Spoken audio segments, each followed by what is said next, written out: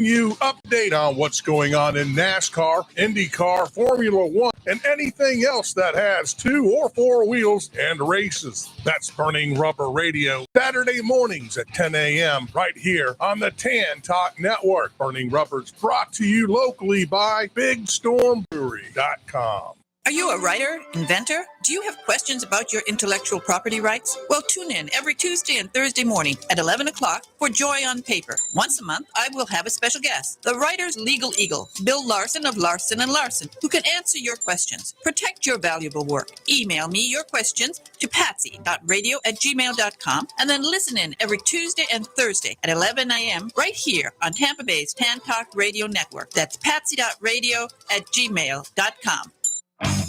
Join the Tampa St. Pete Sports Connection live from Ferg Sports Bar and Grill every Saturday from noon to 2 as we cover Tampa Bay sports from the Pee-wees to the preps to the pros, providing a positive perspective in our weekly interviews with NFL alumni and Florida Sports Hall of Fame inductees, as well as collegiate, high school, youth coaches and players, conversations from the clubhouse, as well as entertaining guests weekly. So be sure to have a championship day with the Tampa St. Pete Sports Connection Saturdays from 12 to 2 on the Tan Talk family of stations.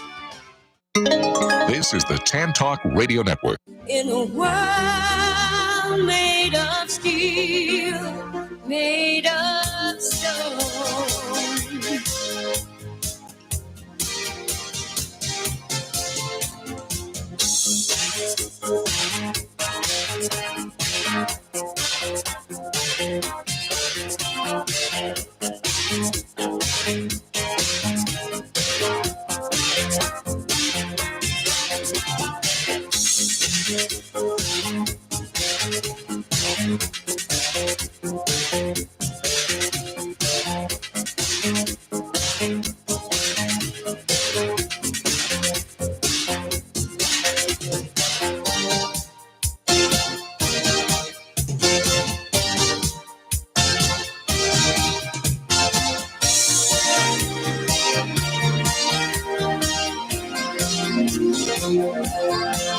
If I only could take all the love that you give and to stay to a world crystal clear,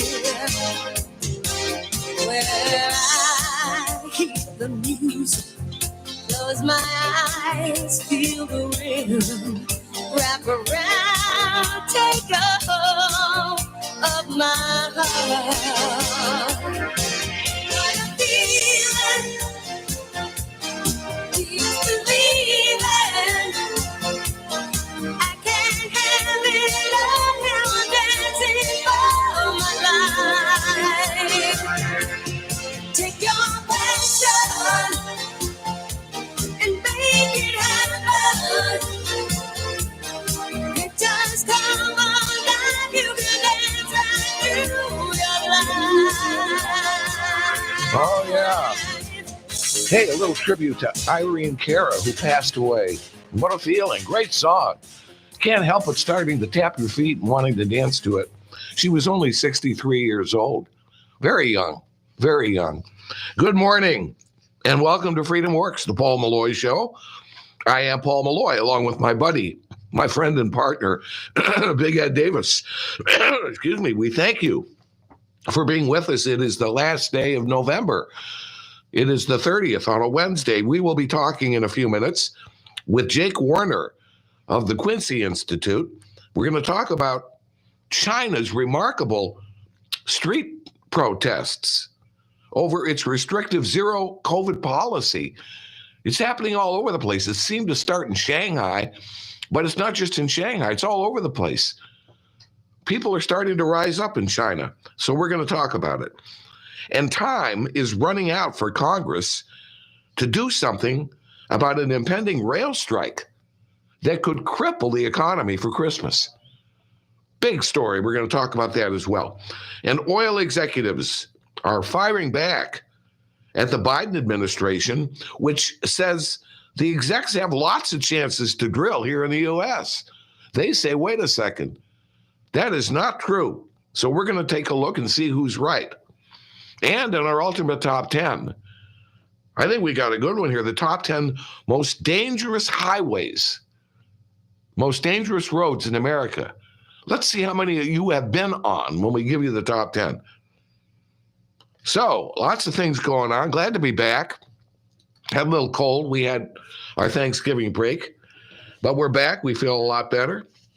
And boy, there's a lot going on right now as we enter the month of December. Congress is under the gun right now to pass legislation that'll stop the threat of this rail strike. But time is running out. You know, this is called the lame duck Congress. Why? Because in November, they elected new Congress people who will take office in January. That means the old group is meeting here in December and late November for the last time. So a lot of them want to get past. They want to shove through their personal, pork legislation, if they can get away with it, before leaving office. They want to try to ram it through at the end. And this thing, however, the rail strike, is really throwing a wrench into the spokes.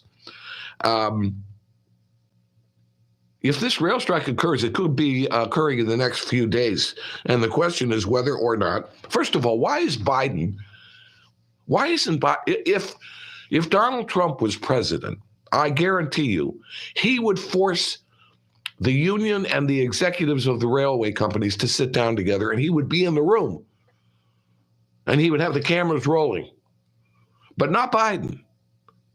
And Biden claims to be what? The best friend in the White House that the unions have ever had? Where is he?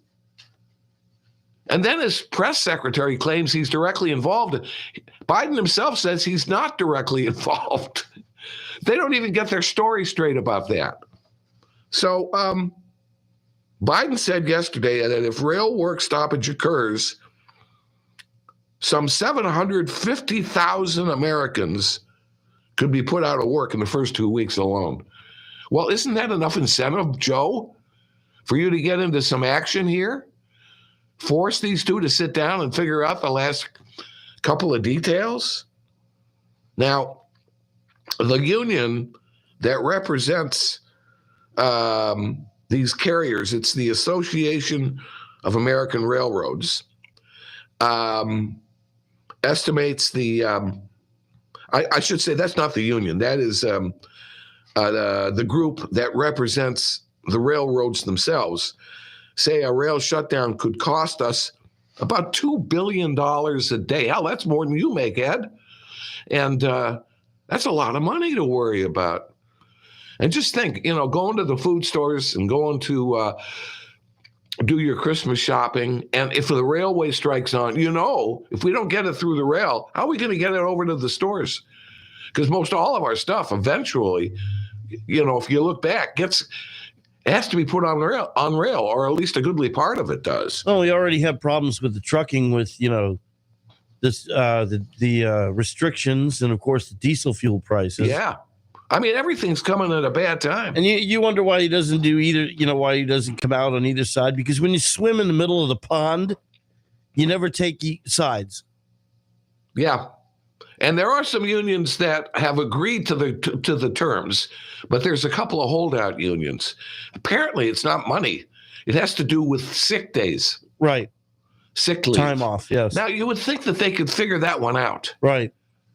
I mean, are you going to shut down a rail system over a couple of sick days that you either get or don't get? I don't think so. And I don't know why Biden wouldn't force them to get together and figure that out. Biden needs to, I don't know, maybe Biden just can't do it anymore. But he needs to take a more active role. When you say anymore, when did he do it, period? Well, at least when he was younger, at least he sounded like he had some cognitive ability to do it. I'm beginning to think he doesn't have the cognitive ability to get involved anymore. Anyway, it's a very, very critical situation. I think most of the so-called experts don't think the strike will occur. And Congress is supposedly going to, sit around and talk about it. So we'll see what happens. You see, Congress, which is still made up of, at this point, democratically controlled, the Democrats claim to be pro-union, so they're walking a tightrope too. They don't want to be seen as stomping on the union to help keep the goods. But then if they don't do something to force the unions to stay working, they're going to have everybody else in the country upset, very upset. So anyway, we're going to take our break. When we come back, we're going to shift gears. What is going on with this these demonstrations in China over their so-called zero COVID policy? We'll talk with Jake Werner of the Quincy Institute about it. Hit the road, Jack, and don't you come back no more. What you say? Hit the road, Jack, and don't you come back no more, no more, no more, no more. Hit the road, Jack, and don't you come back no more. This is the Tan Talk Radio Network.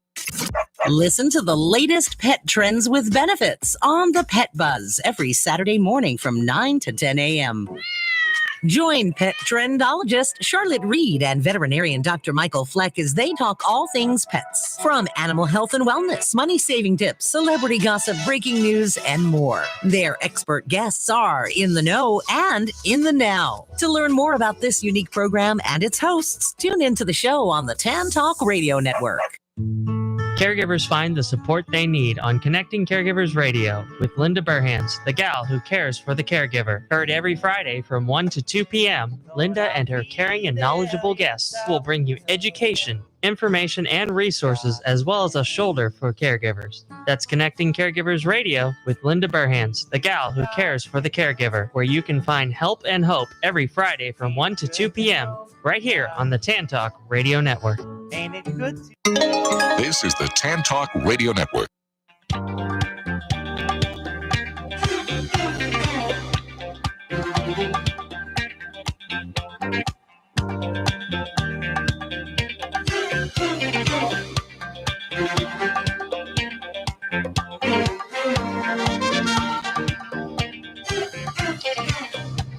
Hey, we are back.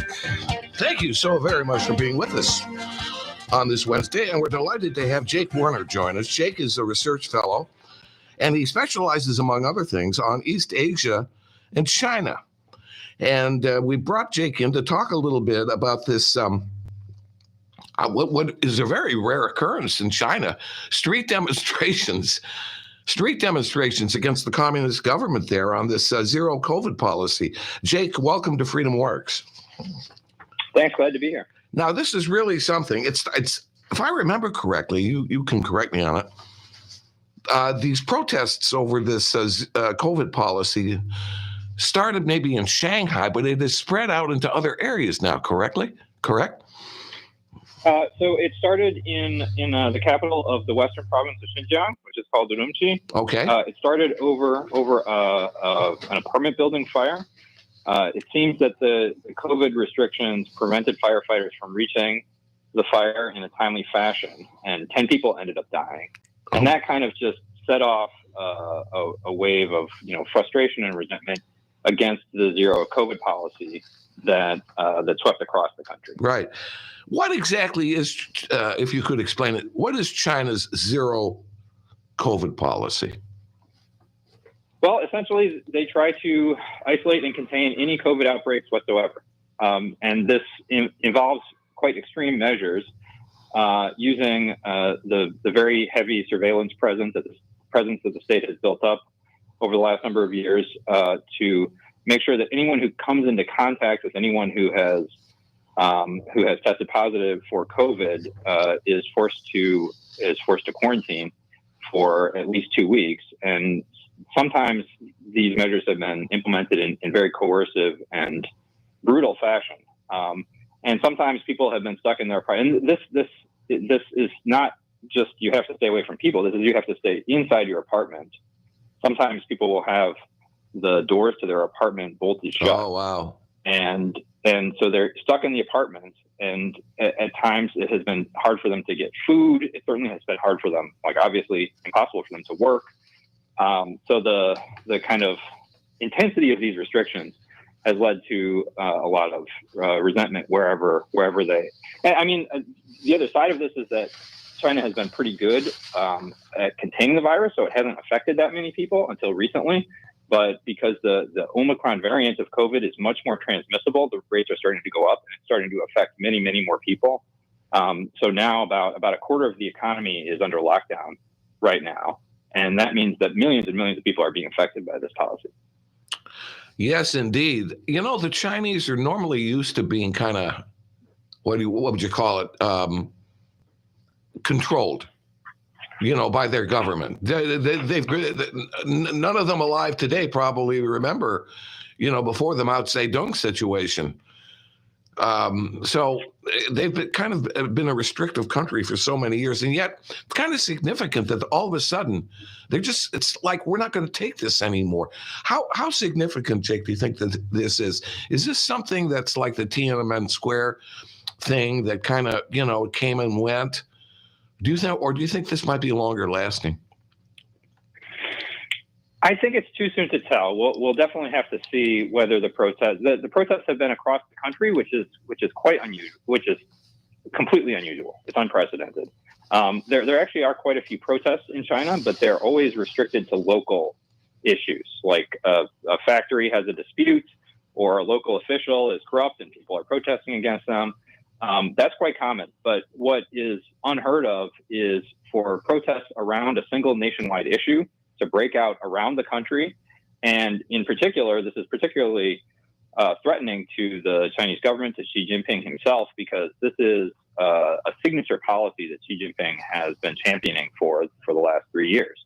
So it is very significant, but and they're quite widespread, but the total number of people who have engaged in them remains relatively small. And we haven't seen, there was not a crackdown exactly, but a very large police presence has been deployed over the last couple of days to intimidate people from coming back out into the streets.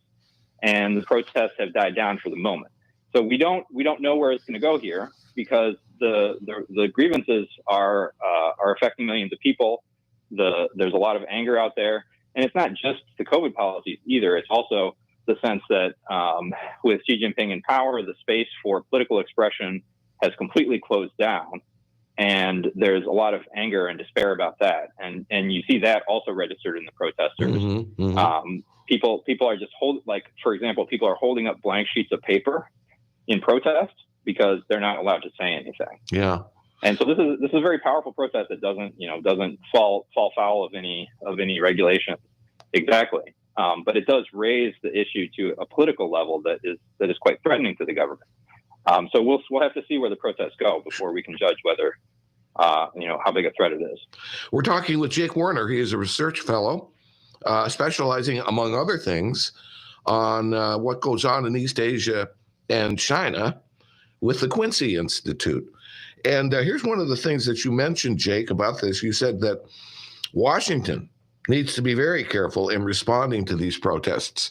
I believe one of their Biden administration people was asked the other day how Biden and the administration see this situation, and their response seemed somewhat tepid.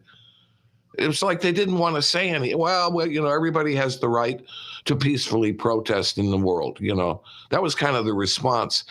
But they didn't really get into any, I don't know, real strong, it seemed to me, real strong support of those Chinese protesters.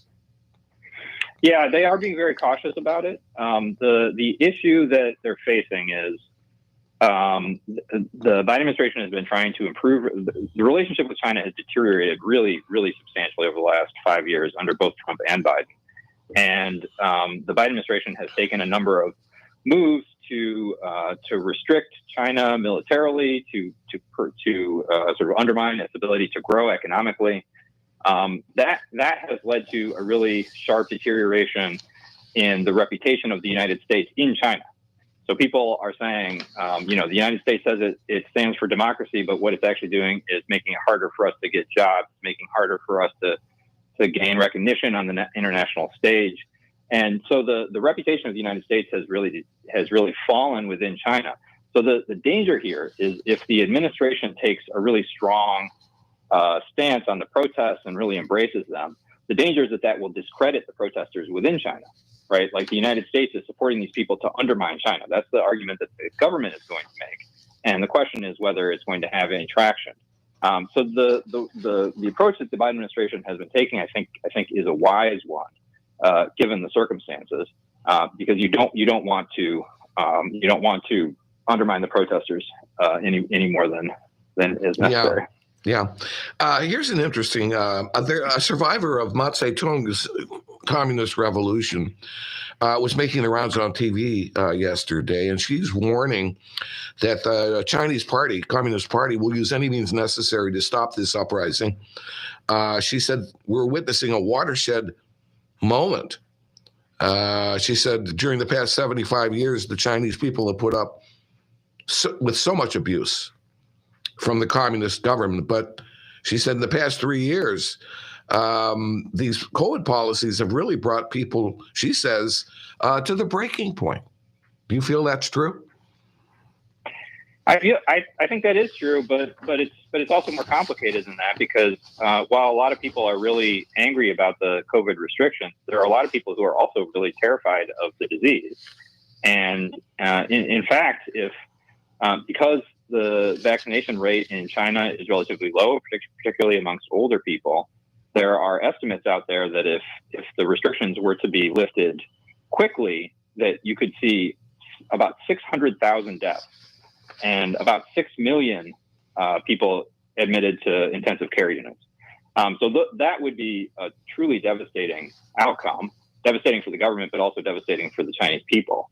So the Chinese government is facing a really tricky path here. The way that they're responding so far is to signal that they're going to ease the COVID restrictions to a certain degree, on the one hand. On the other hand, making very clear that people should not be protesting.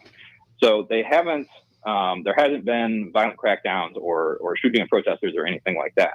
But what they have done is they've put this giant presence of police out in the streets. They've been visiting people who are identified by the surveillance network at home, and warning them not to come back out on the street. They've been stopping people on the street and checking their cell phones and checking to see whether they have illegal apps that could allow them to communicate with other protesters, and then erasing those. So there hasn't been like large scale crackdown, sweeping people up in mass arrests. That hasn't happened yet. But what they have been doing is signaling very clearly in ways to intimidate people who might want to protest. And again, we'll have to see if the protesters stick with it, and if they get bigger and they draw in more and more people, then this would be a huge challenge to the government. If the outcome is rather the Chinese government makes some concessions and the protesters decide to stay home, then things could calm down. Yeah. I mean, now you're even seeing people in China dare say that Xi, the president, should resign. I mean, I don't think I'd want to say that country could be hauled away. But you are hearing people are calling for that, with signs and everything. So they are certainly getting a lot more courageous, it seems like.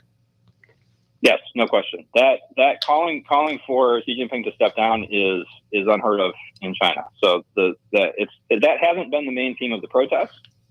But we have heard that slogan at the protest, and that is really something. It's unprecedented, yeah. My colleague Ed Davis has a question for you, if you don't mind, Jake. Jake, I was just wondering why is the vaccination rate so low there? I mean, is the product not there, or are they just waiting on Biden to go over there and say we've been patient and we're not going to wait much longer? I mean, it worked so well over here.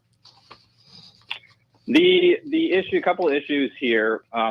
One, because up until this point, the COVID restrictions have been really effective. A lot of people just feel like it's not a danger, and they haven't, they're a little suspicious about the vaccine, and they're like, well, if I'm not really in any danger because the transmission rates are extremely low, then I'm not going to get it. The second issue is that the Chinese government has refused to import foreign vaccines. And so the vaccines that they use are all domestically produced. And as the data that we have are that the vaccine is effective at preventing death, but is not as effective as the dominant vaccines in the U.S. and most of the rest of the world.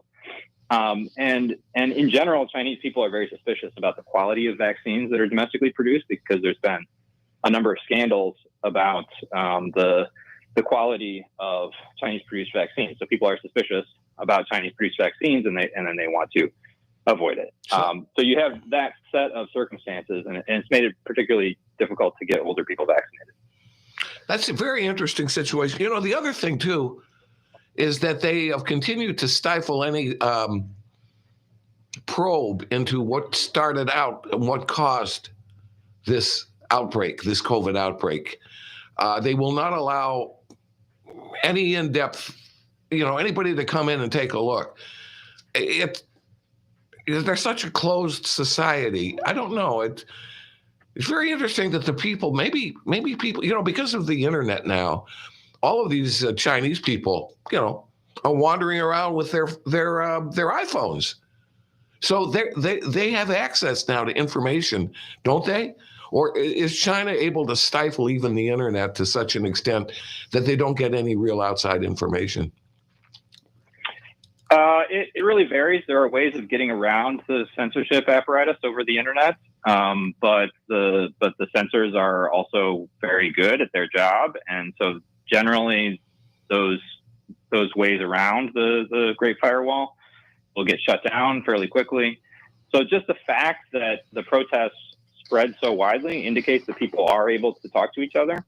But on the other hand, I would, it's hard to make any judgments on this, but I would venture to guess that most people in China are not aware of the protests because the censorship system is so powerful, and because they're not hooked into these ways around the domestic internet restrictions.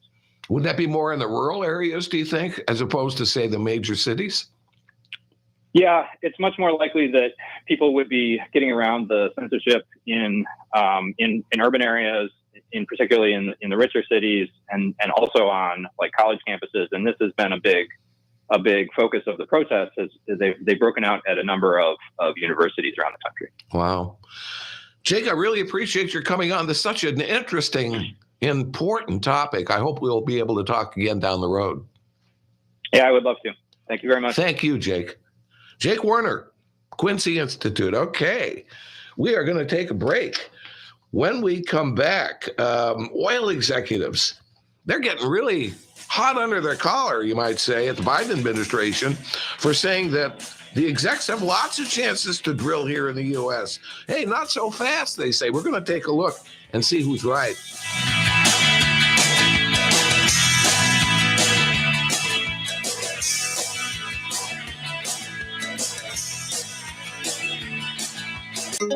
This is the Tan Talk Radio Network. Hello there, Tampa Bay. This is former NFL and college football coach Jimmy Johnson. Listen to the Kelly Show every Monday starting at 5 p.m. They can sure use the attention. And this is former Major League Baseball player, Hall of Famer Wade Boggs. I also hope you listen to the Kelly Show every Monday starting at 5 p.m. They can darn sure use the money. Hi there. This is Marine Wildlife Artist and Conservationist Dr. Guy Harvey. Please listen to the Kelly Show every Monday starting at 5 p.m. They need to feel worthy. Do you have questions about navigating the confusing world of health insurance? Then just ask Angela. That's right, just ask Angela. Every Wednesday from 4 to 5 p.m. right here on the Tan Talk Radio Network. Angela will discuss topics such as individual, family, and group health insurance plans, life insurance, original Medicare, supplemental plans, and much, much more. Just ask Angela every Wednesday from 4 to 5 p.m. and visit our website, justaskangela.com. This is the Tan Talk Radio Network. We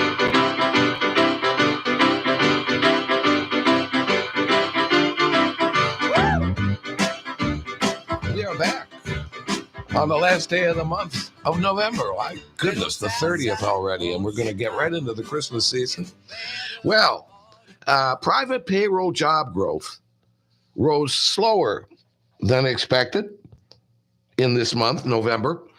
Evidence that the historically hot labor market is starting to cool off. Now, this is according to ADP.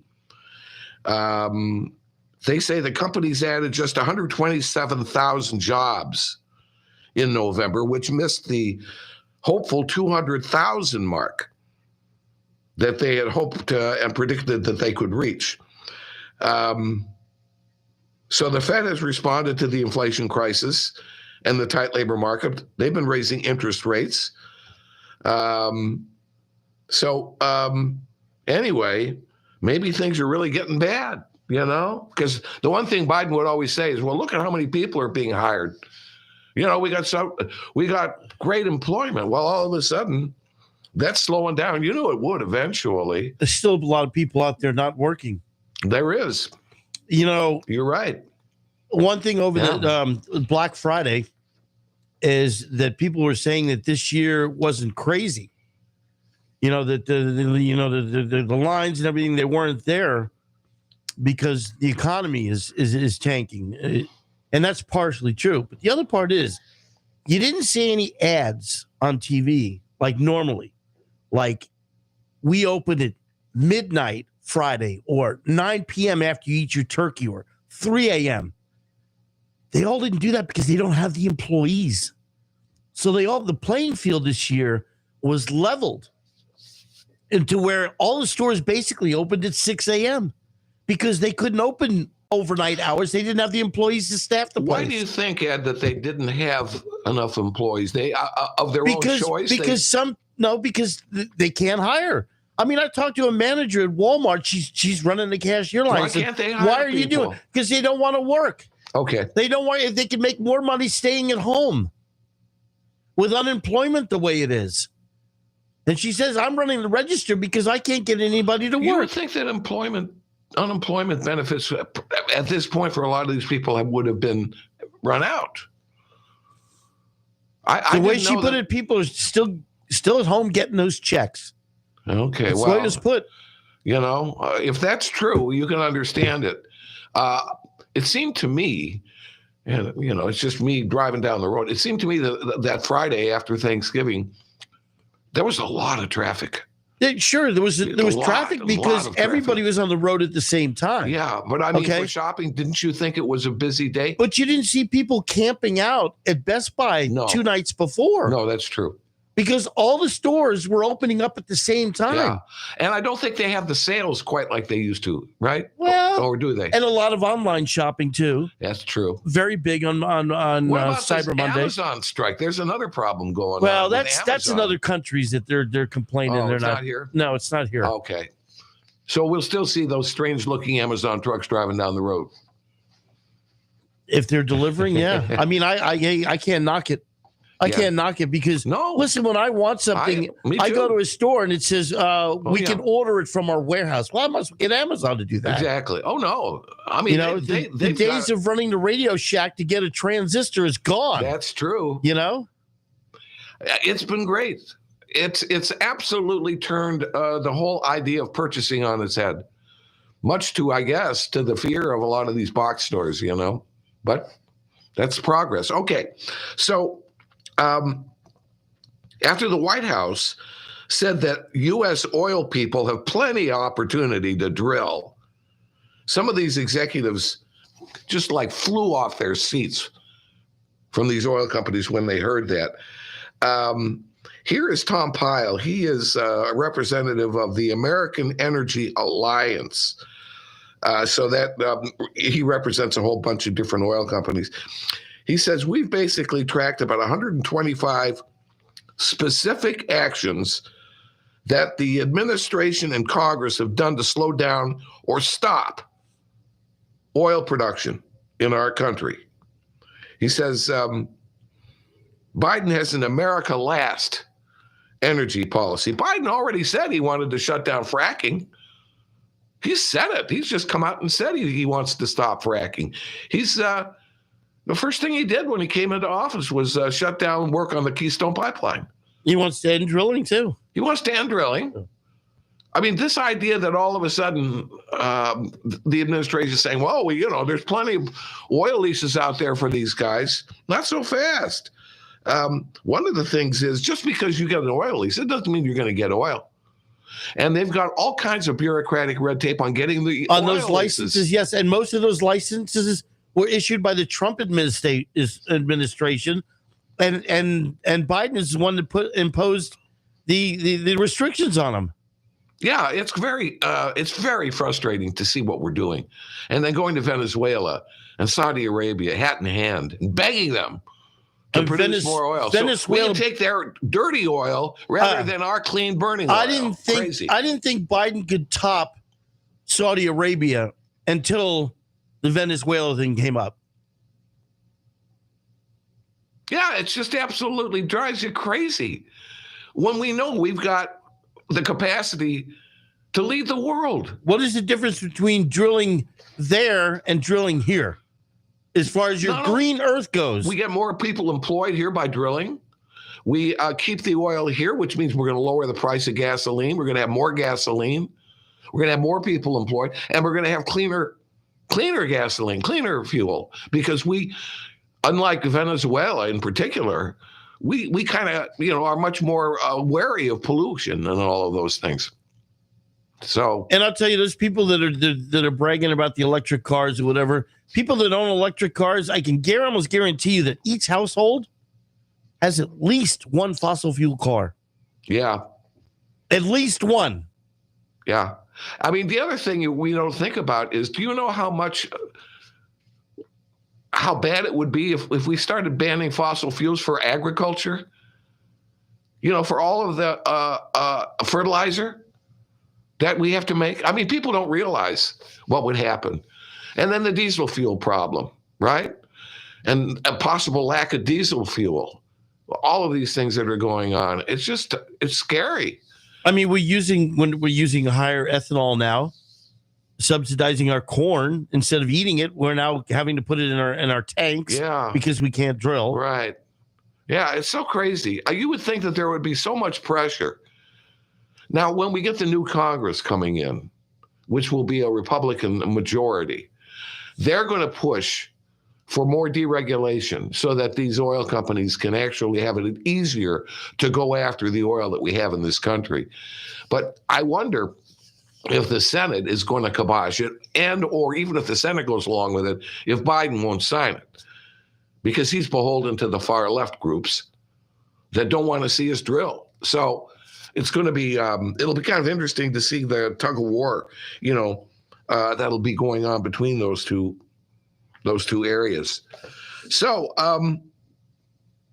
we've only got, we still have a couple of these races that haven't been called.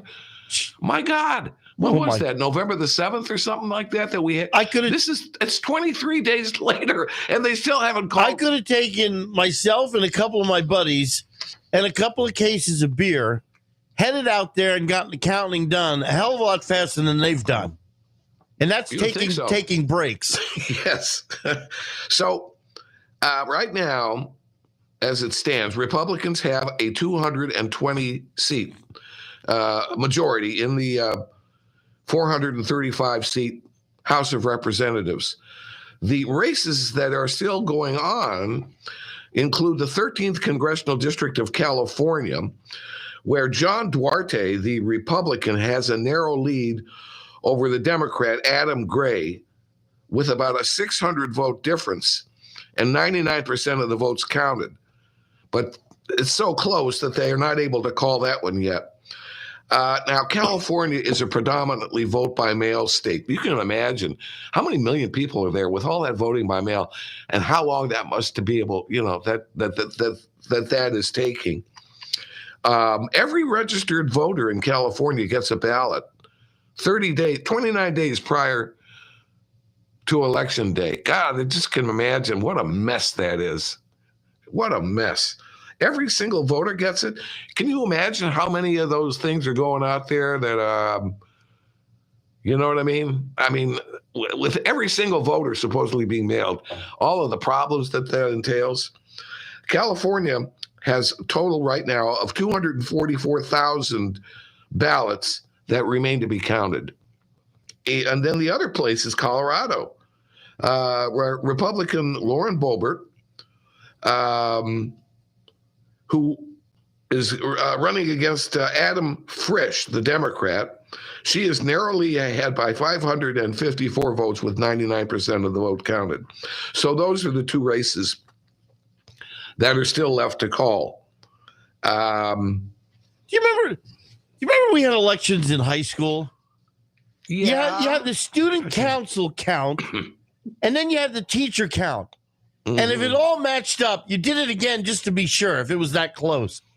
And by the end of the day, you knew who the class president was. You're telling me that within a couple of days is even outrageous. But in a couple of days, what are we talking now? It's been a month? That's almost right. A month? And here in Florida, and we're the third largest state now. Here in Florida, we have mail-in voting, and yet we got all of this done virtually by the end of the next day. We all knew what the races were. So we've got it figured out.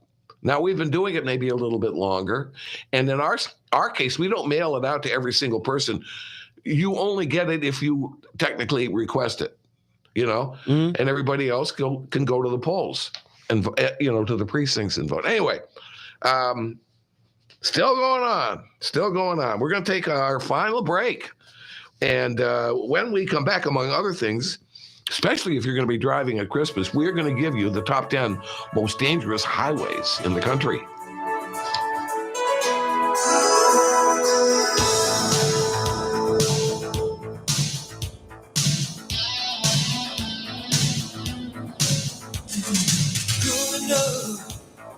You don't see the writing on the wall.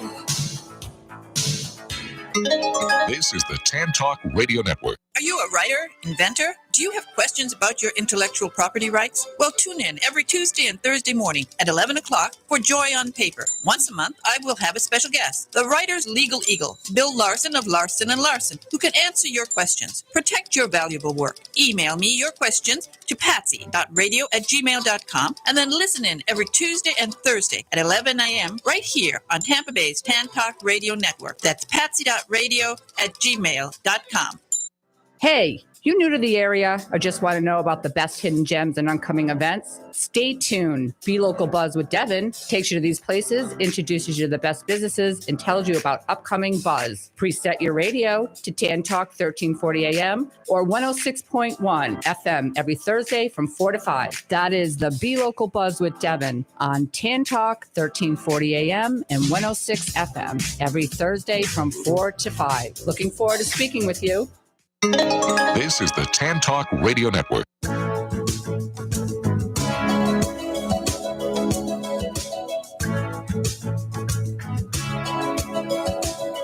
Hey, we're back to the final segment of Freedom Works, and we thank you so very much for being with us. I know you're busy, especially with Christmas approaching.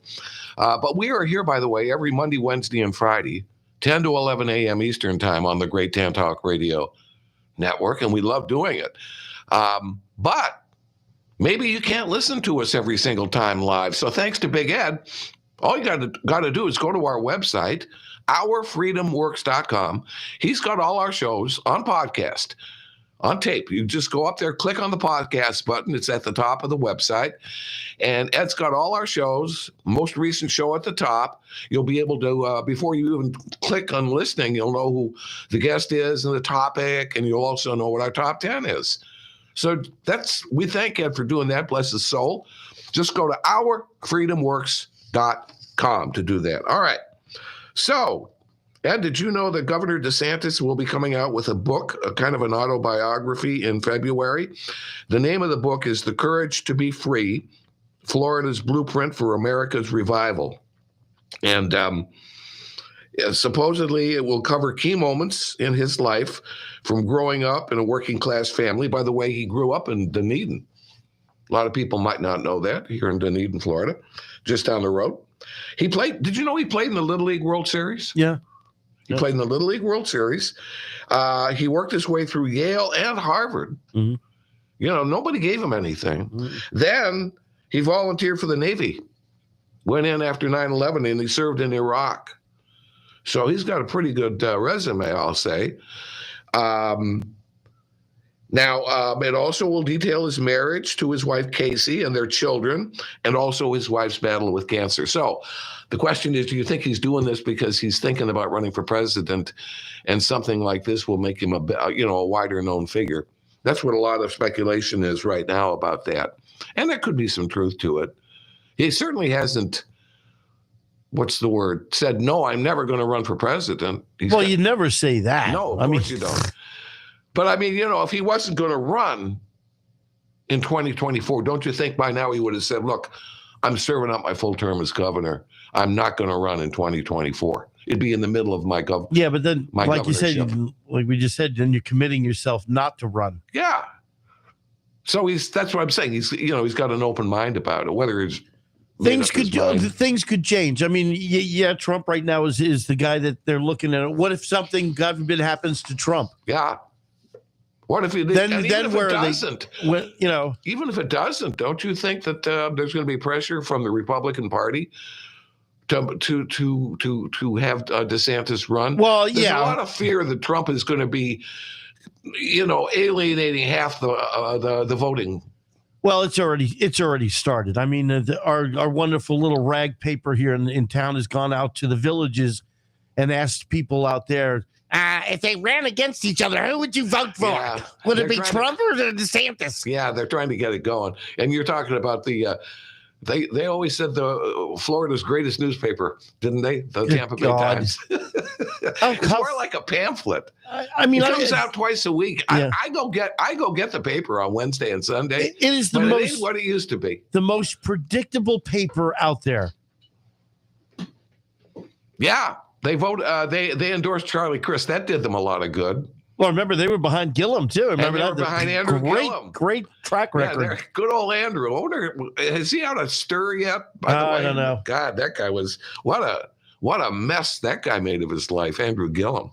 Hey, before we get to our top 10, Ed, since we've been away for a while, I want to catch up on our sports teams.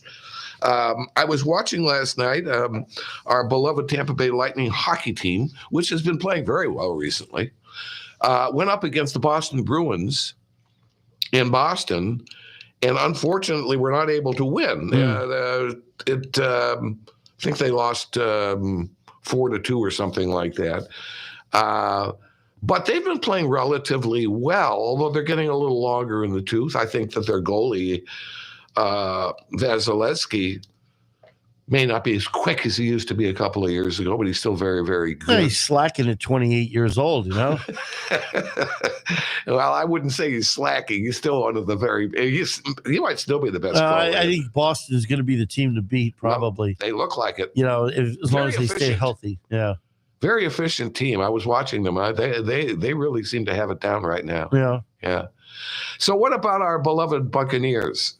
Did we not lose another game? That's a bad situation. Yeah, what's going on? How come we're not winning any games here? That's a bad situation, and it's coaching. It's coming down. I don't know. I think there could be some sort of a coup going on. A coup? I mean, it's that bad. I mean, the players are just they're revolting. You think against their coach? Yeah. What's the name of the coach? Todd Bowles. How long has he been here? He's not been there that long. Well, he's you got to remember Bruce Arians, who was the coach before, is no risk it, no biscuit, and throw it down the field and let's score 30, 40 points. Todd Bowles is of let's score 17 points and hold them to 16 points. Mm-hmm. The old Tony Dungy Avenue. It's not fitting with players. It's just not. Doesn't Tom Brady have the run of deciding what plays he's going to call? I don't think so. Oh. I don't think so. That would upset Tom Brady and that's the problem, Boy, if I were the coach, I would certainly kind of give Tom Brady his head on that one. He can figure out, he can just look at a defense as he approaches the quarterback and figure out what kind of a play he wants to call. Guys in the older days called their own plays, for crying out loud. Terry Bradshaw, guys like that, they called their own plays. If anybody should be able to call, the coach had input, but did Bruce Arians, the former coach, allow Brady his head on calling? Occasionally, but not completely. No, not completely. Okay. No. Is there anything else going on these days? I noticed that a lot of college football occurred over the Thanksgiving holiday. That's winding down now. That's winding down. Are you following who might be playing in the championship games with college football? Not really. I mean, I'd wait till it gets down to the Final Four. Georgia is going to be in there. Georgia will be in there. Another one Michigan will be in there. Yeah, Michigan beat Ohio State. Yeah. Did I not read? Is it Texas Christian University that's undefeated and one of the top 4 right now? Yeah, a team that you never TCU, even yeah. think about, Yep. TCU. Yeah. So that's kind of interesting also. And then you got, of course, you got college basketball, which is really starting to steam up. They're going to be starting to play their in-conference games. But if you're like I am, a college basketball fan, and by the way, got to bust my buttons. That's why I'm wearing my Marquette jersey. Marquette beat 6th-ranked Baylor by 26 points last night. I mean, they blew them. Beatdown. It was a real beatdown, so we're very proud about it. All right, Ed, slide over to the drums, if you will. We have a good one here. And I forgot to check the source, but this is I think a very legitimate source, but I don't remember who it is. But they compiled the top 10 most dangerous roads, highways in the U.S. Let's see, Ed, how many of these highways you've been on, because I think you've been on a few of them. Are you ready? Yeah. Here we go. Number 10, the James Dalton Highway in Alaska is number 10. It was built in 1974. It goes 414 miles through a wilderness, and mainly for trucks transporting oil. Steep hills and the Yukon River make it very dangerous, okay? And it's a very remote. If you have a crash there, they might not find you for days. Snow and ice probably didn't help either. No, it doesn't. All right, number 9. Route 17 in South Carolina, U.S. Highway 17. Okay. One of the most scenic that you can take, but it's dangerous, filled with sharp turns, narrow lanes, and a lot of wildlife that lead to a driving hazard as they cross the road. Too many people looking at the scenery and not watching the road. Yeah. Number 8, I-285 in Georgia. I've probably passed through it. I've driven it many times. And it is intimidating. At one point, there's like going in one direction, there's like 6 lanes because it starts to merge with I-75. And don't they have the big wall on each side? You feel like you're like boxed in a tunnel. Yeah. Yeah, you get some of that tunnel thing. But in Georgia, it's called the Perimeter, a 64-mile loop that encompasses Atlanta. The road's fatality rate is 3.5 deaths for every 10 miles, according to AAA. That's kind of scary. Number 7, it's I-15, which is runs between Nevada and California, 181-mile stretch. Over a 15-year period, one study found it to be the deadliest road in America because drivers speed while going through the Mojave Desert, and they're likely coming or going from the excitement in Las Vegas. 1/4 of the crashes involved a drunk driver. Yike. Number 6, I-10 in Arizona. No, it can't be I-10 Arizona. I-10 runs in... I-10, yes, in the Arizona. Interstate 10 starts here in Florida, goes across. Yeah, that's it.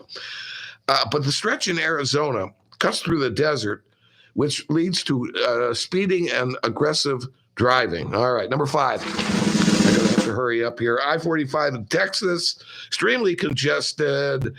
Named one of the deadliest roads by Budget Direct. Number 4. I-4 in Florida.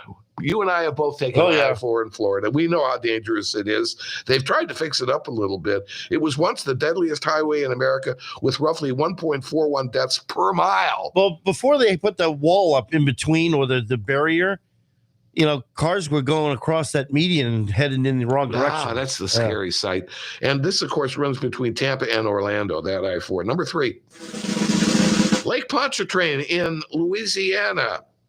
It holds the Guinness Book of World Records, by the way, for the longest bridge over water. Did you know that?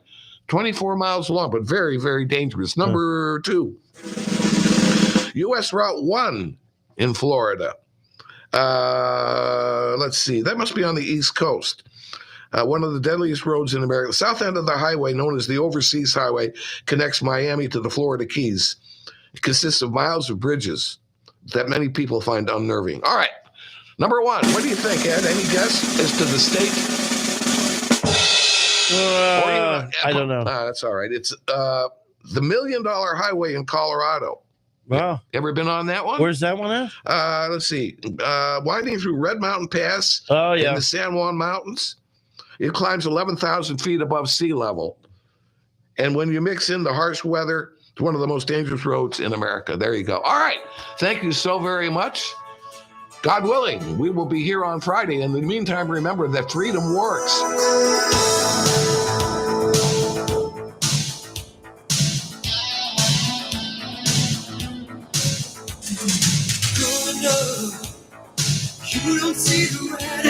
WTAN. FM 106.1. WDCF, Dade City. FM 102.3. WZHR, Zephyrhills. FM 104.3. Listen.